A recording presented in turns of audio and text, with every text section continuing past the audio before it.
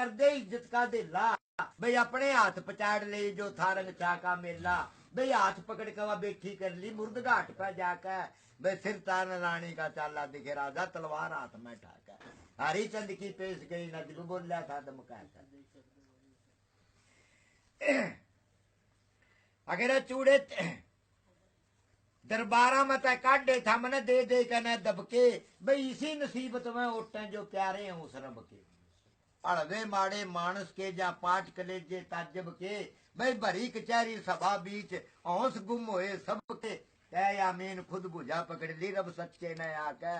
भाई सिर तारन रानी का चाला तलवार हाथ में ठाका हरिचंद की पेश गई ना जी बोला था दमका का भाई जब गर्दन पर तलवार फेंकी आर आवाज आई देख कर कहने लगा कि राजा हरिचंद मांग जो कुछ मांगना हो बोला पहला सिर तारना बाद में मांगना बोला नहीं मांग जो कुछ मांगना हो तेरा इम्तिहान पूरा हो चुका बोला फिर मांगना यो है दोनों बच्चे जिंदा होकर अपने माँ बाप पर चले जावे और यह सारी काशी पार उतर जे मेरा जिंदा होकर मेरे लवाजे और वो ही ताजराज सोम बने शहर के मिले सरकार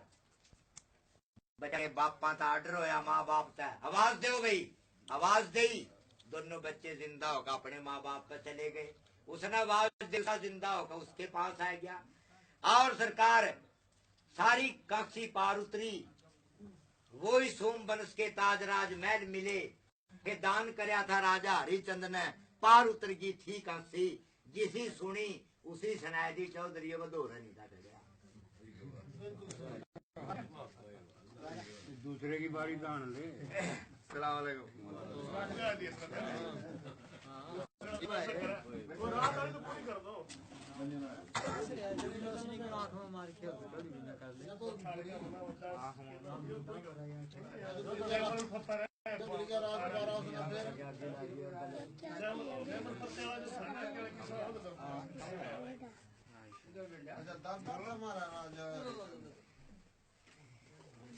दादा होगा थारा चौधरी और मैं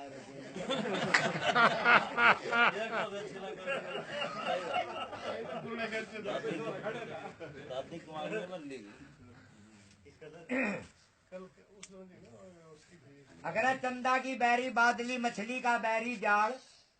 तोते का बैरी पिंजरा और मर्दा के बैरी काल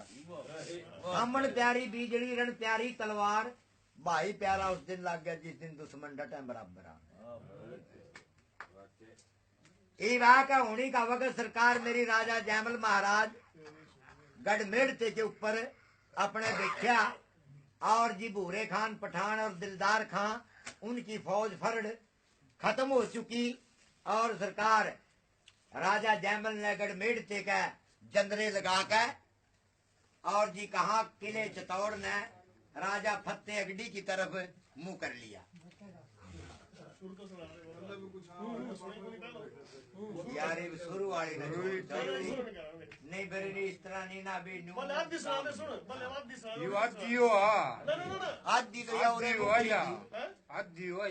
पता क्या शुरू तो जो थी ना अकबर बादशाह जो मुकाबला है वो तो बहुत लंबी बात है लंबी को नहीं कर दे यार अकबर बादशाह के लिए भाग्य मुकाबला शुरू होगा अग्गा होएगा दिलदार की चलो भाई जयमल की इनकी आपस में यारी थी निरी मसला आया के सरकार राजा जयमल महाराज अपने किले गढ़ जोधपुर के महारावे था राजा बीरमजीत का बेटा था और उसका चाचा था मालदे धोई जिसका नाम मालदे दे धोई कम है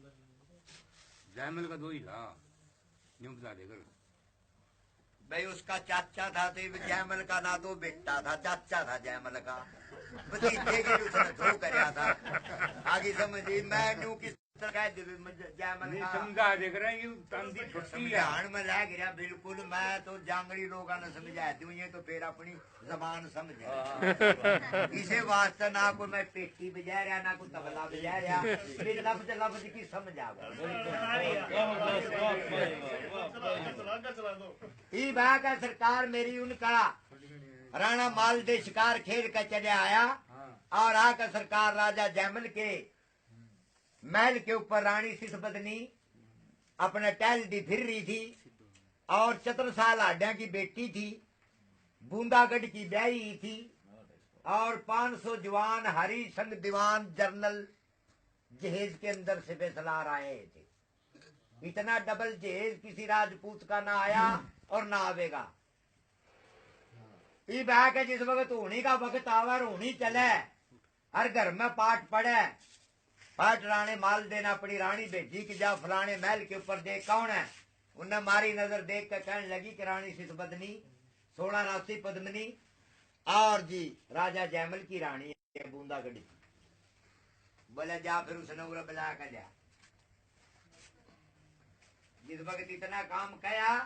और रानी उसकी जिस वक्त आई और आकर उस रानी ने कहा, बोली बुआ किस तरह आने हुए। बोली बेटी तना ना राणा जयमल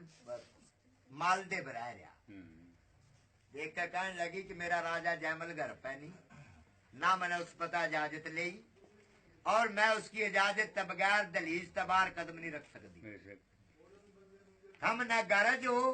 तो उड़ा सके, मैंने नहीं जाना। अच्छा इस वक्त इतनी बात कही ना,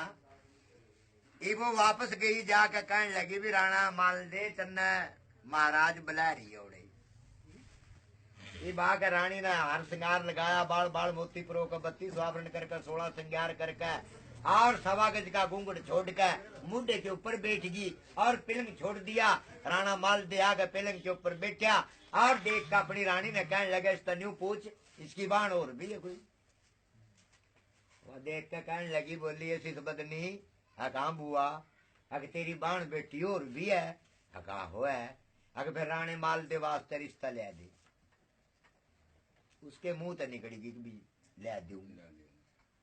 इतनी कह वो अपने घर न चले गए। उसने सरकार बांदी बुलाई, बांदी ने चिट्ठी लिख कर दी। देख कर कहने लगी नाई न बुला और मेरे बाप का चिट्ठी लेगी।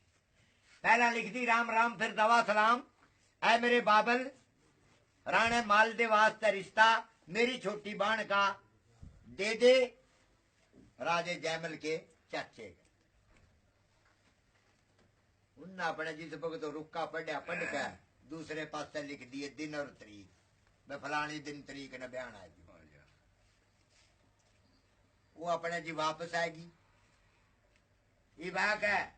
उनके घर चिट्ठी चलेगी लागे जवानों फलाने दिन न बयान चले जाए। जिस दिन रह गए 2-4 दिन बंगले के मां जिस तरह आज महफिल जुड़ रही है इस तरह रंग मेले लग रहे। हाँ ढोलक बाजरी तंबू चढ़ रे तंबूरे बाजरे